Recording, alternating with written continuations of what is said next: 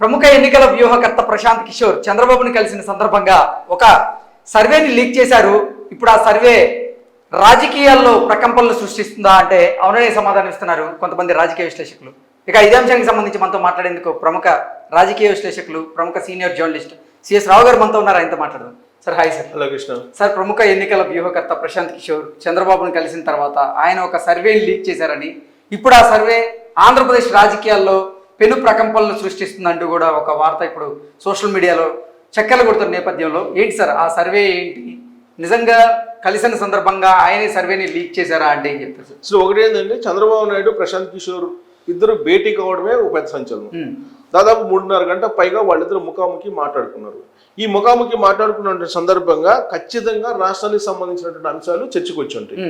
ఒకటి. రెండు ఏంటంటే ఆల్రెడీ ప్రశాంత్ కిషోర్ సంబంధించినటువంటి సహచరుడు రాబిన్ శర్మ ఆల్రెడీ రాజకీయ వ్యూహకర్తగా తెలుగుదేశం పార్టీకి ఉన్నారు. అలాగే వైఎస్ఆర్ కాంగ్రెస్ పార్టీకి కూడా ఐపాక్ టీమే ఉంది రాజకీయ సలహాలు ఇవ్వడానికి. అదే ఋషిరాజ్ సింగ్, ఋషిరాజ్ సింగ్ ఆధ్వర్యంలో వాళ్ళు సర్వేలు చేయించుకున్నారు, ఐపాక్ సర్వేలు. అంటే అటు ఋషిరాజ్ సింగ్ కానీ ఇటు రాబిన్ శర్మ కానీ ఇద్దరు కూడా ప్రశాంత్ కిషోర్ యొక్క సహచరులు. అయితే ఇక్కడ జరుగుతున్నటువంటిది ఏంటంటే అటు వైఎస్ఆర్ కాంగ్రెస్ పార్టీలో కానీ ఇటు తెలుగుదేశం పార్టీలో కానీ వీళ్ళు చేస్తున్నటువంటి సర్వేలు కరెక్ట్ అయినా కాదా అనేటువంటి ఒక సందేహం అయితే కలుగుతుంది. అందుకే ఇప్పుడు గతంలో మనం అనుకున్నాం, బాలినేని శ్రీనివాసరెడ్డి మాజీ మంత్రి ఆయన ఏమంటున్నారంటే ఐపాక్ అని పేరు చెప్పి సర్వేలు చేస్తున్నారు, వాళ్ళకి అమౌంట్ ఇచ్చేస్తే కనుక అనుకూలమైనటువంటి సర్వేలు ఇస్తున్నారు అని చెప్పి ఆయన కామెంట్ కూడా చేయడం జరిగింది. ఆ సర్వేలను చూసుకొని జగన్మోహన్ రెడ్డి నిర్ణయం తీసుకుంటే నిండా మునిగిపోతారని చెప్పి కూడా వైఎస్ఆర్ కాంగ్రెస్ పార్టీ సంబంధించిన మాజీ మంత్రులు కానీ సిట్టింగ్ ఎమ్మెల్యేలు కొంతమంది అంటూ ఉన్నారు. అదే సమస్య తెలుగుదేశం పార్టీలో కూడా ఉంది అనేది అనుమానం తెలుగుదేశం పార్టీకి. తెలుగుదేశం పార్టీ వాళ్ళు కూడా సర్వేలు చేయించారు. ఐపాక్ సంబంధించినటువంటి ప్రశాంత్ కిషోర్ పూర్వ అనుచరుడే రాబిన్ శర్మ ఆధ్వర్యంలోనే చేస్తున్నారు. కానీ ఆ సర్వేల్ని యాజ్ టీజ్ గా నమ్మేటువంటి పరిస్థితుల్లో తెలుగుదేశం పార్టీ అధినేత లేరు.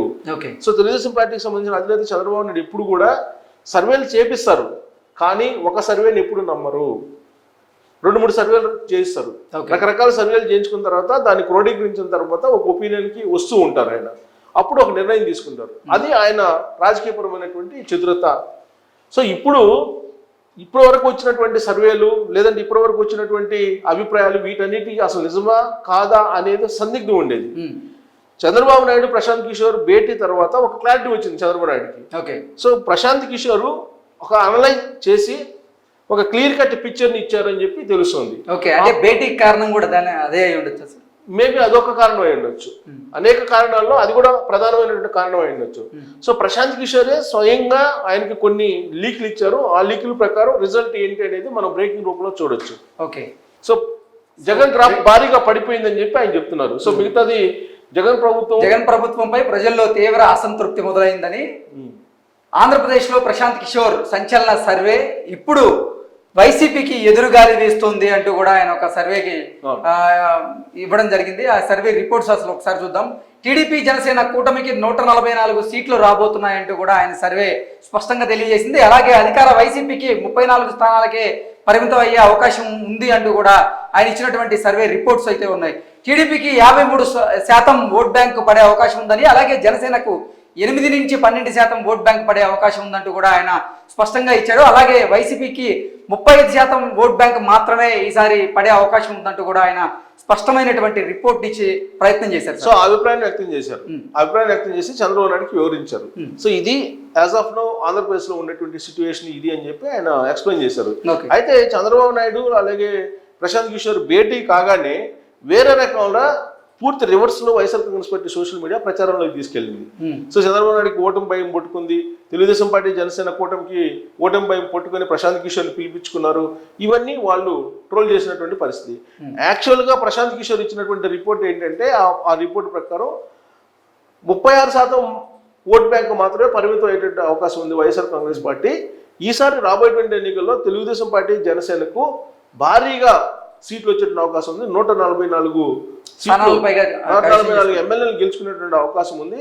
జనసేన 8 నుంచి 12% ఓట్ బ్యాంకు వస్తుంది జనసేనకి. అదే తెలుగుదేశం పార్టీకి 53% ఓట్ బ్యాంక్ ఉంది అని చెప్పి ఆయన క్యాల్కులేట్ చేస్తున్నారు. అంటే 53 ప్లస్ జనసేనకి 8 నుంచి 12% అంటే పెరిగింది. గతం కంటే జనసేన కూడా పెరిగింది కాబట్టి డ్యామ్ షూర్గా ఆంధ్రప్రదేశ్లో ఖచ్చితంగా తెలుగుదేశం పార్టీ జనసేన కూటమి అధికారంలోకి వస్తుంది అనేటువంటి ఒక కంక్లూజన్కి వచ్చి ప్రశాంత్ కిషోర్ చంద్రబాబు నాయుడికి ఎక్స్ప్లెయిన్ చేసినట్టు తెలుస్తుంది ఆ 3.5 గంట సమయంలో. సో దానికి లాజికల్గా అంటే ఊరికే చెప్పడం కాదు కదా, ఎలా సాధ్యం 144 స్థానాలు రావడం ఎలా సాధ్యం, అలాగే తెలుగుదేశం పార్టీకి 53% ఓట్ బ్యాంక్ రావడం అనేది ఎలా సాధ్యం, అదే వైఎస్ఆర్ కాంగ్రెస్ పార్టీకి 36% మాత్రమే ఎలా పరిమితం అవుతుంది. ఎందుకంటే గత ఎన్నికల్లో 2019 ఎన్నికల్లో 50% ఓట్ బ్యాంకు వైఎస్ఆర్ కాంగ్రెస్ పార్టీకి వచ్చింది. ఆల్ ఆఫ్ సడన్ గా దాదాపు 14% ఎలా తగ్గిపోతుంది అని అంటే ఒకటే ప్రశాంత్ కిషోర్ ఏం చెప్తున్నారంటే గత 4.5 ఏళ్ల నుంచి కేవలం ఆ బటన్ నొక్కేటువంటి కార్యక్రమానికి మాత్రమే పరిమితం అయ్యారు జగన్మోహన్ రెడ్డి. ఆ తర్వాత ప్రజలకి జగన్మోహన్ రెడ్డికి మధ్య గ్యాప్ పెరిగిపోయింది. మధ్యలో వాలంటీర్ వ్యవస్థ తీసుకురావడం అనేది వైఎస్ఆర్ కాంగ్రెస్ పార్టీ కొంప కోల్చబోతుంది అనేది ఒక ఫీడ్బ్యాక్ చంద్రబాబు నాయుడుకి ఇచ్చినట్టు తెలుస్తుంది. దాంతోపాటు ఓట్ బ్యాంక్ కూడా బీసీ ఓట్ బ్యాంకు 2019 ఎన్నికల్లో జగన్మోహన్ రెడ్డి వైపు మళ్ళింది. ఈసారి మొత్తం vote bank original vote bank Telugu Desam party వైపు వచ్చేటువంటి అవకాశం ఉంది. అలాగే ఎస్సీలో ఉండేటువంటి మాదిగలు సాలిడ్గా వేసేటువంటి అవకాశం ఉంది. రెడ్డి సామాజిక వర్గం జగన్మోహన్ రెడ్డి సంబంధించినటువంటి సామాజిక వర్గం కూడా ఆయన రెడ్డి సామాజిక వర్గం కింద భావించట్లేదు ఇప్పుడు ప్రజెంట్ కొంత భాగం. కాబట్టి రెడ్డి సామాజిక వర్గం కూడా తెలుగుదేశం పార్టీ వైపు మళ్ళేటువంటి అవకాశం ఉంది. దాంట్లో భాగంగానే నెల్లూరు జిల్లాలో ఆల్రెడీ మార్పులు జరిగాయని చెప్పి ఆయన ఎక్స్ప్లెయిన్ చేస్తూ రాబోయేటువంటి రోజుల్లో ఒకే ఒక కాన్సెప్ట్ తోటి ఎన్నికలు జరిగేటువంటి అవకాశం ఉంది. ఇంతకు ముందులాగా 2019 లాగా సామాజిక ఈక్వేషను అది వర్కౌట్ కాదు. ఈసారి కేవలం రాష్ట్ర ప్రయోజనాలు జగన్మోహన్ రెడ్డి ఇదే కాన్సెప్ట్ తోటి ఎన్నికలు జరిగేటువంటి అవకాశం ఉంది. రాష్ట్ర ప్రయోజనాల్ని నరేంద్ర మోడీ దగ్గర తాకట్టు పెట్టాడు అనేది బలంగా నమ్ముతున్నారు ఏపీ సమాజం, ఏపీ ప్రజలు నమ్ముతున్నారు. కాబట్టి ఆ యాంగిల్లో ఎన్నికలు జరగబోతున్నాయి 2024లో. కాబట్టి 53% తెలుగుదేశం పార్టీకి వచ్చేటువంటి అవకాశం ఉంది. 144 మంది ఎమ్మెల్యేలు గెలుచుకునేటువంటి అవకాశం ఉంది. కూటమి అధికారంలోకి పక్కా వస్తారు అనేటువంటిది ఆయన చెప్తున్నారు. సో ముస్లిం ఓట్ బ్యాంక్ కూడా ఇప్పుడు తెలుగుదేశం పార్టీ వైపు కన్సాలిడేట్ అయింది. దానికి కారణం ఏంటంటే నరేంద్ర మోడీ జగన్మోహన్ రెడ్డి ఇద్దరు ఒకటే అనేది పబ్లిక్ లోకి వెళ్ళిపోయింది, బలంగా వెళ్ళిపోయింది. దాన్ని ఎవరు మార్చలేరు. ఇంకా క్రిస్టియన్ ఓట్ బ్యాంక్ ఉంటే క్రిస్టియన్ ఓట్ బ్యాంక్ ఉన్నప్పటికీ కూడా ఈసారి సాలిడ్ గా జగన్మోహన్ రెడ్డికి పడేటువంటి అవకాశం లేదు. కాబట్టి 53% క్రిస్టియన్ కూటమిలో బ్రదర్ అనిల్ కుమార్ సమావేశం అయ్యారు. ఆ సమావేశంలో బ్రదర్ అనిల్ కుమార్ కూడా ఆ క్రిస్టియన్ కూటమిలతో చాలా స్పష్టంగా ఒక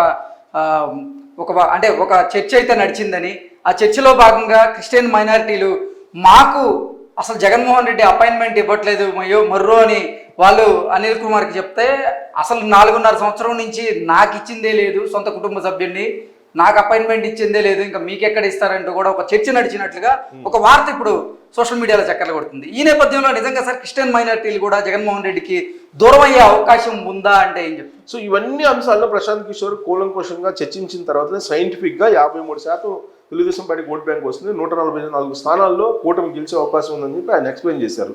దానికి కారణం ఏంటంటే వివేకానంద రెడ్డి మర్డర్ కేసును కూడా ఆయన తీశాడు.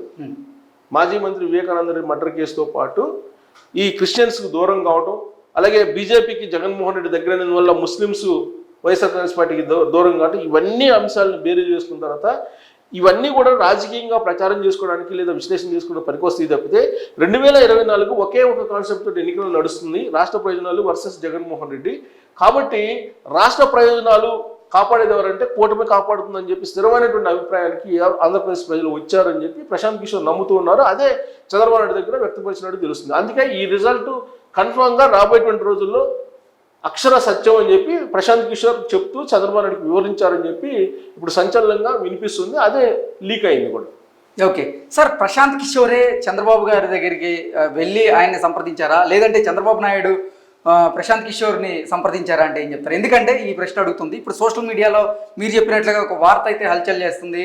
ప్రశాంత్ కిషోర్ని చంద్రబాబే సంప్రదించారు, చంద్రబాబు టీం సంప్రదించే ఆయనకి ఇప్పుడు ఎన్నికల వ్యూహకర్తగా అపాయింట్ చేసుకునే ప్రయత్నం చేస్తున్నారంటూ కూడా ఒక వార్త ఇప్పుడు సోషల్ మీడియాలో హల్చల్ చేస్తున్న నేపథ్యంలో ఈ వార్తలో వాస్తవం ఉందా అంటే ఏం చెప్తారు? ఇప్పుడు Prashant Kishor almost 1 year back చెప్పారు చాలా క్లియర్గా, నేను ఇంకా సర్వేలు చేయను అని చెప్పి, సర్వేలు చేయను, సర్వేలో దూరంగా ఉంటానని చెప్పి ఆయన రాజకీయ పార్టీ పెట్టుకొని బీహార్లో ఆయన ప్రయత్నం ఆయన చేసేసి ఇప్పుడు ఆయన టార్గెట్ ఏంటంటే నరేంద్ర మోడీకి ప్రత్యామ్నాయంగా ఒక బలమైనటువంటి కూటమిని ఏర్పాటు చేయడానికి దేశవ్యాప్తంగా ఆయన ఎవరు పిలవకుండానే అందరి దగ్గరికి వెళ్తున్నారు. ఎన్సీపీ నేత దగ్గరికి వెళ్ళారు, శరద్ పవార్ దగ్గరికి, మమతా బెనర్జీ దగ్గరికి ఆల్రెడీ వెళ్తారు, అఖిలేష్ యాదవ్ టచ్లో ఉన్నారు, కేజ్రీవాల్తో టచ్లో ఉన్నారు, అలాగే కేసీఆర్తో టచ్లో ఉన్నారు. కాబట్టి అందరినీ కలుస్తున్నారు. కట్టసి మీటింగ్ మాత్రమే అనుకోవాలి దీన్ని. నాకున్న ఇన్ఫర్మేషన్ మరి ఈ సర్వే సార్, ఈ సర్వే కలిసినటువంటి సందర్భంగా ఆయన ఎక్స్ప్లెయిన్ చేశారని చెప్తుంది. ఎందుకంటే రాబిన్ శర్మ ఆల్రెడీ ఇతను పాత సహచరుడు కాబట్టి ఆ రిపోర్టు అంటే ఈయన పోయినప్పుడు వాళ్ళు కూడా ఆ టీం కూడా దగ్గర ఉంది. దగ్గర ఉన్నప్పుడు ఆ దాని గురించి చర్చించినప్పుడు మాత్రమే ఈయన ఈ ప్రొజెక్షన్ ఇచ్చాడని చెప్పి తెలుస్తుంది. సో కట్టసి మీటింగ్ ప్రశాంత్ కిషోరే చంద్రబాబు నాయుడు కలిశారు ఓకే అనేది మనకున్నటువంటి సమాచారం. దానికి ఓకే బీజేపీకి సంబంధించినటువంటి ఒక ఎంపీ ప్రత్యేకమైనటువంటి ఫ్లైట్ ఏర్పాటు చేశాడు. ఈ రకరకాల కోణాల నుంచి వినిపిస్తుంది. సో ఎవరి ఇన్ఫర్మేషన్ ఏదైనప్పటికీ కూడా ప్రశాంత్ కిషోరే కట్టసిగా మీటింగ్ జరిగి ఉంటారు. ఎందుకంటే కేసీఆర్ని కలిసారు, మనకు తెలుసు. కేసీఆర్ ఏం పిలిపించలేదు కదా, కేసీఆర్ని కలిసి దేశ స్థాయిలో మన ప్రత్యామ్నాయ కూటమి కావాలని వర్షం తీసుకొచ్చిందే ప్రశాంత్ కిషోర్. సో కాబట్టి బహుశా ఆయనే ఇనిషియేటివ్ తీసుకుని కలిసి ఉంటారని చెప్పి మనం భావించాల్సిన అవసరం ఉంది. Okay okay sir, thank you so much.